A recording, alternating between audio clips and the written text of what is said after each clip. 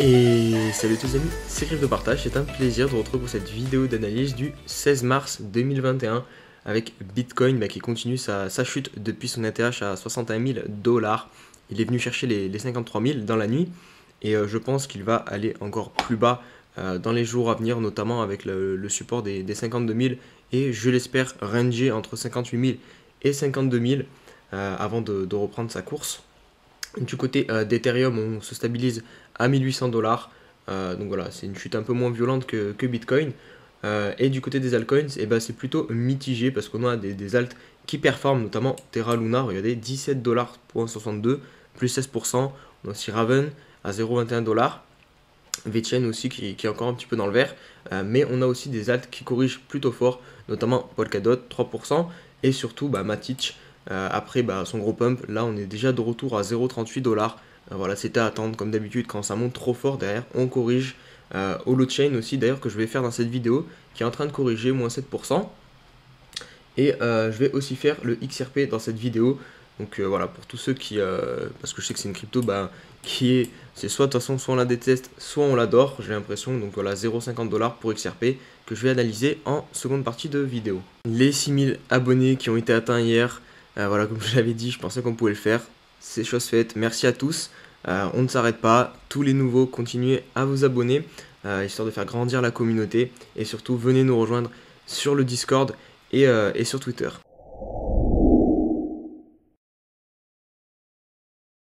L'Altcoin Season Index qui est de retour à 67, donc c'était l'ancien point haut qu'on avait eu le 15 février. Donc voilà, on est de retour, on remonte, et ça peut se constater tout simplement parce qu'on a certains alts qui ne corrigent, enfin en tout cas qui corrigent moins que Bitcoin, et même on a des altcoins qui continuent à pumper malgré la petite correction du Bitcoin actuellement. Donc voilà, l'indicateur qui remonte. Les institutionnels qui n'en finissent plus d'acheter du Bitcoin, MicroStrategy rachète 15 millions de dollars en Bitcoin, ce qui représente à peu près 262 BTC achetés au prix de 57 146 $ l'unité. Voilà, ça a été précisé par Michael Saylor. Donc voilà, ça fait quand même... on voit tout simplement que les institutionnels n'ont pas grand-chose à foutre du prix du Bitcoin. Ils achètent, ils accumulent tout simplement une sorte de DCA. Et voilà, évidemment, ça c'est à surveiller, voir quelles vont être leurs stratégies dans ce bull run. S'ils vont chercher juste à faire quelques pourcents, surfer sur la vague et le revendre derrière. Parce qu'évidemment, quand vous investissez de telles sommes, vous n'avez pas besoin de faire un x10. Hein. Vous faites juste un fois, vous faites prendre 30% et ça vous fait quand même des grosses sommes d'argent. Donc voilà, à voir comment ils ont établi leur stratégie, parce qu'évidemment là c'est beau, hein, ils nous disent à combien ils achètent, mais en réalité ils nous disent pas ce qu'ils comptent faire, leur stratégie, donc autant c'est pour les revendre le lendemain, donc voilà, il faut rester méfiant sur ce genre de news. Certes, c'est quand même bon signe que les institutionnels, je pense, s'intéressent et accumulent du Bitcoin, mais ne pas oublier qu'ils ne nous donnent pas toute leur stratégie. Allez, on va conclure ces news par un petit peu de psychologie de marché, notamment grâce à ce tweet de Xavier Fesneau, qui d'ailleurs fait du très bon boulot, donc n'hésitez pas à aller le suivre, j'aime beaucoup. Donc il nous dit, l'un des moyens pour se détacher de ses émotions, c'est tout simplement réduire la taille de ses positions. Ça paraît assez évident et un peu bête dit comme ça, mais pourtant, je sais que quand on a la tête dans le guidon et qu'on est omnibulé par les gains, et que par exemple des fois on n'endort même plus la nuit, on est là à surveiller tout le temps la courbe du Bitcoin, la courbe de ces crypto-monnaies. Évidemment ça c'est pas bon, c'est maladif un peu, on vit dans du stress et on oublie que tout simplement il faut couper, il faut vendre, il faut réduire la taille de ses positions, il ne faut pas hésiter à le faire parce que c'est pas normal que ça empiète en gros sur notre santé. Et personnellement, moi en 2017, lors du bull run de 2017, j'étais dans ce cas-là. J'avais des positions beaucoup trop grandes et du coup j'étais tout le temps en train de regarder la courbe du Bitcoin et surtout j'avais un stress permanent en fait. Chaque mouvement me faisait vivre soit un enfer, soit un bonheur, et du coup ça c'est pas bon du tout, et derrière vous faites les mauvais choix. Et évidemment en 2017 j'ai fait beaucoup de mauvais choix, j'ai perdu beaucoup d'argent, mais on apprend de ses erreurs. Et une de mes plus grosses erreurs, c'était que j'avais des positions trop grosses du coup, pour ma situation à l'époque. Du coup, évidemment, bah, si vous êtes dans ce cas-là, n'hésitez pas à réduire vos positions, surtout si vous êtes en gain. Parce que du coup, vous pouvez partir, vous pouvez réduire, vous pouvez vendre en n'ayant pas perdu votre capital. Donc vraiment, n'hésitez pas. Si vous sentez que vous n'allez pas supporter, je sais pas, de prendre un x2, un x3, que vous n'allez plus endormir la nuit, et ben vous vendez. Il n'y a aucun mal à ça, vraiment. Il faut faire passer votre santé avant tout ça. Allez, on se retrouve pour l'analyse du Bitcoin, voilà, qui continue comme prévu sa chute. On a perdu ce gros support ici. Après, on peut constater que là, on s'est arrêté un peu entre les deux gros supports. Bon, on peut mettre rapidement une petite résistance. On voit que ce niveau-ci a quand même été travaillé plusieurs fois. Vous voyez, ici, pile poil, on a une clôture. Là, pareil. Et là, vous voyez, la mèche, elle s'arrête pile poil dessus. Donc voilà, c'est ce support-ci qui a fait réagir le cours à 53 000 $. Là, la prochaine fois, si on revient perdre ce support, bah, on viendra directement dans cette zone-ci, des 50 000, 51 000 $, 52 000 $, qui sera aussi un gros support. Donc voilà, au niveau du RSI, on peut encore venir faire une dernière mèche au niveau en H4. On peut encore venir chercher plus bas. Vous voyez, ici, on était venu chercher plus bas. Donc voilà, il faut s'attendre à une autre chute sur Bitcoin.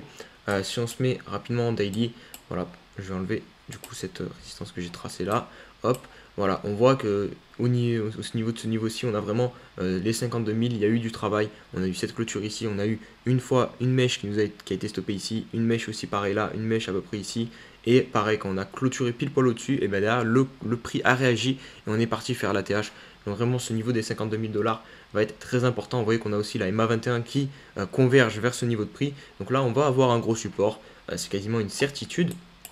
Et personnellement, ce que j'aimerais voir, bah, c'est un petit range tranquille du BTC qui permettrait de faire dégonfler les indicateurs, notamment en weekly, et surtout de nous permettre de prendre un peu notre temps sur Bitcoin, parce que depuis un bon moment, on monte quand même assez rapidement, et ça permettrait surtout d'avoir une altcoin season.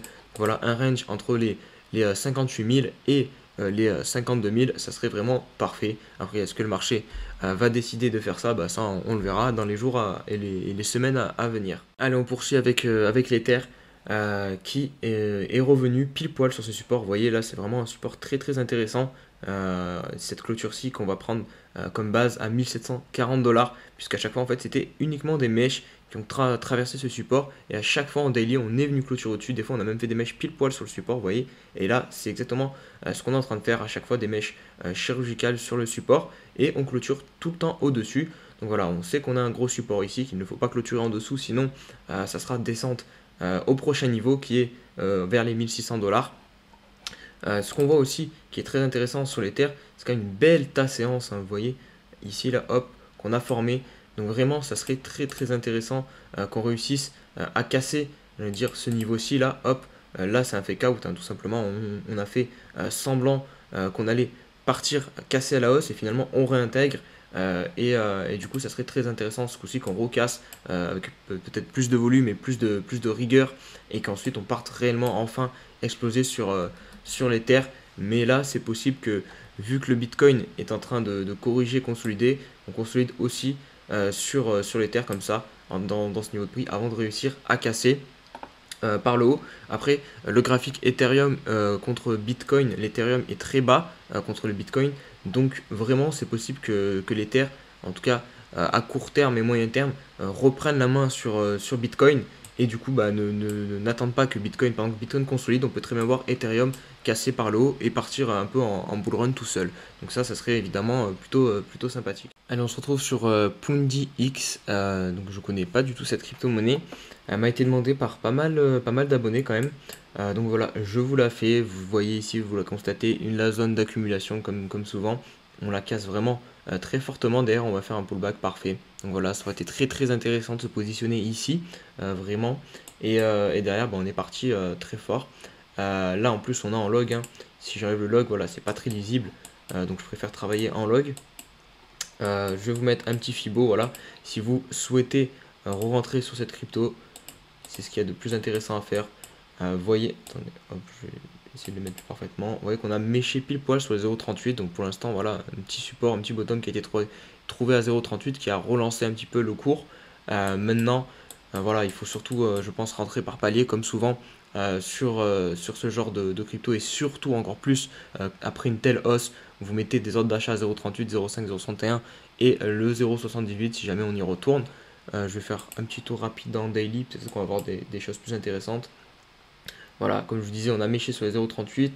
On voit qu'on a la MA21 qui est pile poil sur les 0,5. Et ici, elle nous a vraiment bien soutenu. Donc voilà, ça peut être intéressant, encore plus intéressant si on revient ici, pile sur la MA21 de payer. Parce que là, du coup, on aura deux potentiels supports qui pourront relancer le cours. Donc ça peut être plus intéressant que ici parce qu'on a quand même ici plus de chances de percer et d'aller descendre un peu plus bas. On se retrouve sur XRP qui est en train tout simplement, je vous ai partagé d'ailleurs cette petite analyse hier sur Twitter, donc voilà, raison de plus pour me suivre sur Twitter.